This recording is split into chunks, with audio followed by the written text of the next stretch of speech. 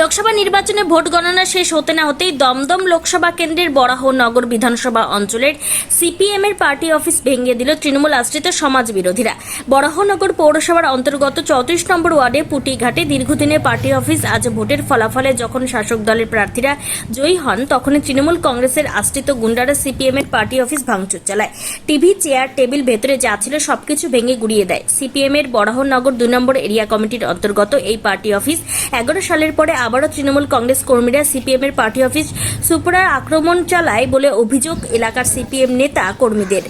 যদিও এই অভিযোগ অস্বীকার করেছেন স্থানীয় কাউন্সিলর নিবেদিতা বসাক।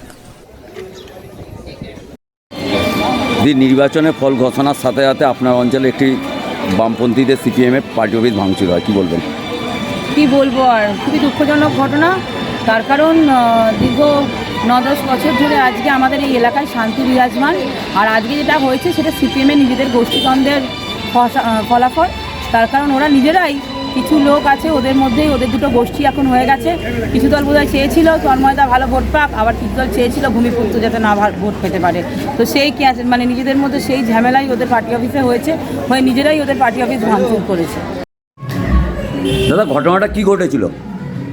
ঘটনাটা কালকে নির্বাচনের যে সংবাদ চলছে, পার্টি কমরেডরা পার্টি অফিসে সব বসেছিল, দেখছিল সংবাদ এবং ফলাফলের দিকে নজর রাখছিল। তা অনেকক্ষণ হয়ে যাওয়ার পর 1:30 নাগাদ পার্টি কমরেডরা একটু ক্লান্ত হয়, তারা একটু মধ্যাহ্ন ভোজনের জন্য যায় বাড়িতে। তারপরে এসে দেখে যে এইটা ভাঙচুর অবস্থায় পড়ে আছে। মূল বিষয়টা এইটা, আমাদের টিভি ভেঙেছে।